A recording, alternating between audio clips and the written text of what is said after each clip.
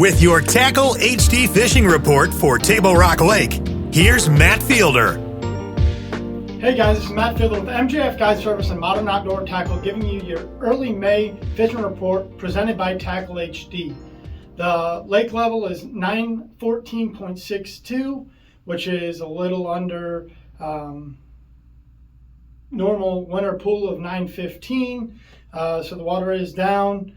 The water temperature right now is between 64 to 70, depending on what time of the day that you're at. But we're starting to hover a little bit into those higher 60s to even start the day, because of these warmer weather days that we've been having this week especially. So we've got some rain coming in this week, so that may affect some things if we get a little bit of cold. But with it being a warm rain, it'll probably bump that temperature up a little bit. So you'll probably start the day going forward probably 66, 67, and then see by the end of the day 72, 73.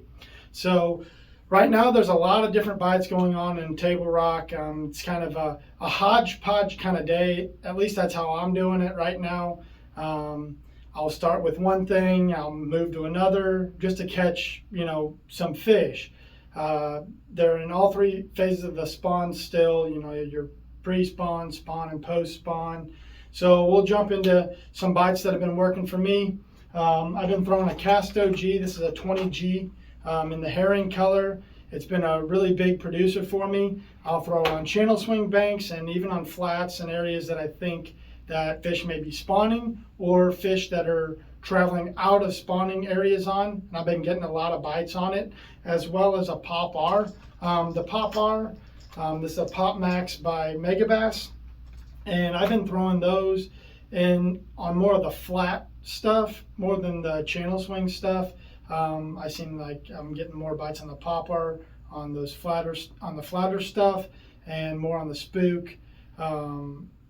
More on the spook in general. I'm catching more fish on the spook than the Pop R. But if you're working around a bed, then I'd choose to go with the Pop Max or whatever your favorite popper is. Seems to be kind of a good deal. And now if you're wanting to cover some water with the Topwater, then I've been throwing the Berkeley Surge Shad or the Cotton Cordell as well. You can cover a little bit more water with it, and it's been getting some bites. Same types of areas, channel swing banks, as well as some flats and going into the backs of the pockets, especially if you're seeing some shad blowing up. These three baits right now have been really key for me, and you will see a lot of shad blowing up and fish blowing through them. You'll see them in the middle of the pockets and towards the backs of the pockets, especially if you have some of that running water coming in. Go look for that and throw a Topwater around it, and you'll catch some fish. Another bait, that I've been throwing up shallow, this the Prodigy by Cast. I've been making it a line through swim bait and casting it around. You can also put a beast hook on there, like a 6/0 beast hook, and I've been catching some fish on it. Now it seems like the days that I have more wind and a little bit of overcast, I've been actually getting more bites on either a mag draft or the Prodigy, the 6-inch or the bigger swim bait. I've been getting more bites. It seems like the flat, calm days, I haven't been getting them to commit as much, and I haven't been getting nearly the amount of bites if there's no wind compared to if there is wind and there's a little overcast in the sky. So maybe take that into consideration when you're out there fishing, like, the conditions just aren't right, so maybe try something different at that time. Same thing's going for me on the glide bait. I feel like if I've got more wind, I'm getting more bites on the glide bait, as well as the overcast for some reason right now. That's just me. Maybe somebody else is having something different, but for me personally, the overcast days have been better on the glide bait. For you guys that are wanting to catch some fish, either shallow or on points, a Ned rig right now is really good bait. Catch a lot of numbers. The size hasn't really been there too much for me, but I have been catching some keepers on the Ned rig.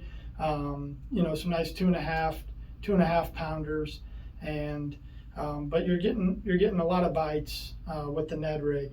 Another bait that I've been getting a lot of bites on is a wacky rig, going to those same areas that the fish you think are spawning, so those flats, and just chuck it around the backs of the sides of the boat docks, underneath the walkways, in the backs of pockets, on flat banks.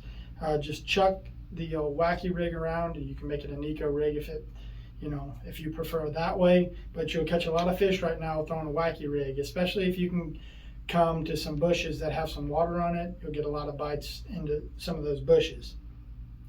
On those points, the flat gravel ones especially, I've been throwing a shaky head, and it's been tearing them up. This is a custom cast lures head. It seems to keep the fish really pegged up good for me.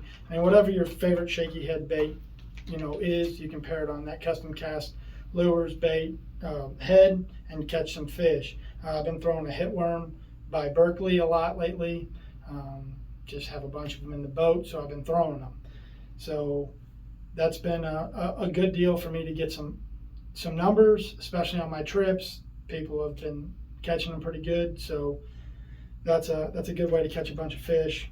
You can throw it also around those bedding areas, under boat docks, under the walkways. Just kind of throw it up all the way to the bank and then just work it real slow back to you, and you'll pick up fish doing that way.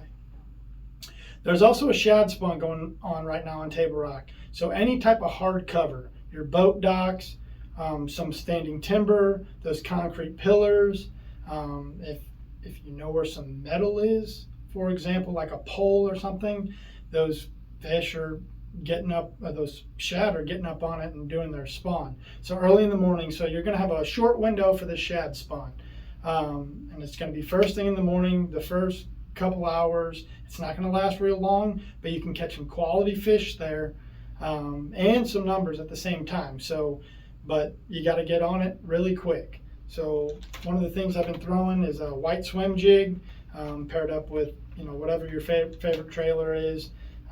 I've just been whatever's in the boat at the time. So I've been throwing a Prodigy on the back, a Tackle HD swimmer, and just been checking it around. It seems like the fish are starting to spread out more. They're not as concentrated as they once were, with all three phases going on. So some fish are completely done, and they've even moved out to the main lake. So pick up your favorite swim bait and just slowly scrub it on the bottom. Some days they'll be suspended, so you'll kind of see where they're at that day, and they'll be anywhere from basically the bank out to 20-25 foot. So that's a good range to start. And the reason why I say 25 foot, I know that sounds like a big range, but as the day goes on, if you have a bright sunny day, a really warm sunny day, those fish are going to be up shallower earlier in the day, and then as the day goes on, they're going to pull out further. They're not going to get out there in 50-60 foot. I mean, you may catch one out there, but realistically right now it's not like it's scorching hot. So 20-25 foot seems to be a pretty good late afternoon kind of bite for the swim bait and the grub, a peewee football jig, the shaky head. So there's a lot of different ways to catch fish.